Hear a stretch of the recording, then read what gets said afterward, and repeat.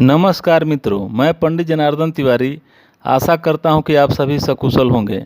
मिथुन राशि फल नवंबर 2025 के माध्यम से हम जानेंगे कि नवंबर का महीना मिथुन राशि वालों के स्वास्थ्य, शिक्षा, व्यापार, व्यवसाय, नौकरी, आर्थिक पक्ष, प्रेम, विवाह, वैवाहिक जीवन, घर गृहस्थी और भूमि भवन वाहन आदि के लिए कैसा रहने वाला है। इसके अलावा इस माह के ग्रह गोचर के आधार पर हम आपको कुछ उपाय भी बताएंगे जिन्हें अपनाकर आप संभावित परेशानी या दुविधा का हल भी प्राप्त कर सकते हैं। तो आगे बढ़ने से पहले हमारे चैनल को सब्सक्राइब, लाइक करके कमेंट बॉक्स को जय बजरंग बली लिखकर भर दें ताकि बजरंग बली कृपा पर सदा बनी रहे। आपके करियर स्थान का स्वामी इस महीने उच्च अवस्था में आपके दूसरे भाव में रहेगा, जो आपके कार्य क्षेत्र में आपका अच्छा सहयोग करना चाहेगा। वहीं आपके दसम भाव में शनि का गोचर पूरे महीने रहने वाला है।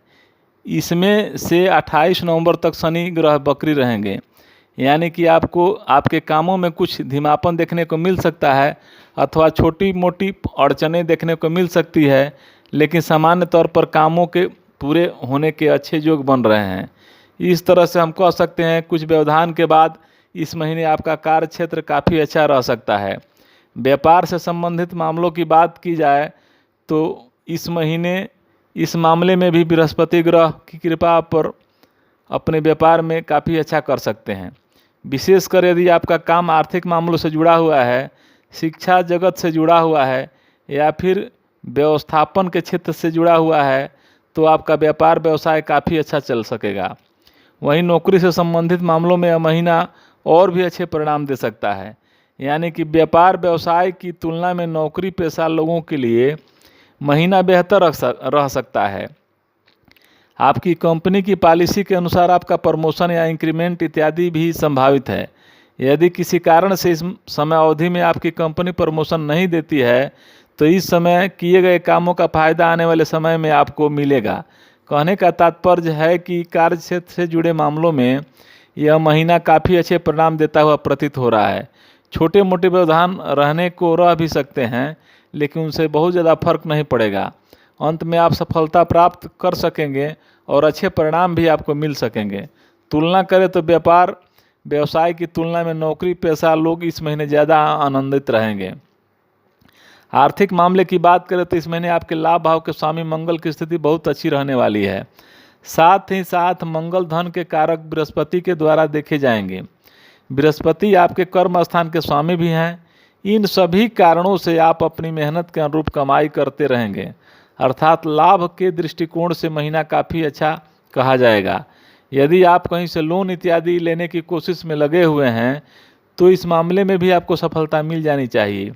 वहीं धन भाव में उच्च के बृहस्पति का गोचर बचत के दृष्टिकोण से भी अच्छा कहा जाएगा, अर्थात अच्छी कमाई और अच्छी बचत के योग नज़र आ रहे हैं। साथ ही साथ पहले से बचाए हुए धन को आप सुरक्षित रख सकेंगे, यानी व्यर्थ के खर्चे भी आपको परेशान नहीं करेंगे।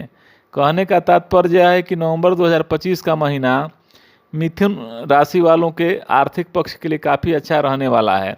आप अपनी मेहनत के अनुरूप न केवल अच्छी कमाई कर सकेंगे बल्कि अच्छी बचत भी कर सकेंगे, साथ ही साथ पैसे को सही जगह व्यवस्थित भी कर सकेंगे। स्वास्थ्य के दृष्टिकोण से नवंबर का महीना आपको मिले जुले या औसत से बेहतर परिणाम देता हुआ प्रतीत हो रहा है। आपके लग्न या राशि के स्वामी ग्रह बुध 23 नवंबर तक छठे भाव में रहेंगे। वैसे तो बुध ग्रह का छठे भाव में गोचर काफ़ी अच्छा माना जाता है, लेकिन लग्न या राशि के स्वामी ग्रह छठे भाव में जाना अनुकूल नहीं माना जाता है। इस कारण से स्वास्थ्य के प्रति जागरूक रहने की स्थिति में आपका स्वास्थ्य अच्छा बना रहेगा। वहीं लापरवाही की स्थिति में कुछ परेशानियां रह सकती हैं। यदि आपके प्रेम संबंध की बात की जाए तो यह महीना आपके पंचम भाव के स्वामी शुक्र ज़्यादातर समय अनुकूल अवस्था में रहेंगे। हालांकि 2 नवंबर तक शुक्र नीच के रहेंगे और शनि के द्वारा देखे जाएंगे। यह कमज़ोर बिंदु है, लेकिन 2 नवंबर से 26 नवंबर के बीच शुक्र आपकी पूरी मदद करना चाहेंगे। विशेषकर लव लाइफ के लिए मामले में शुक्र अच्छे मददगार हो सकते हैं।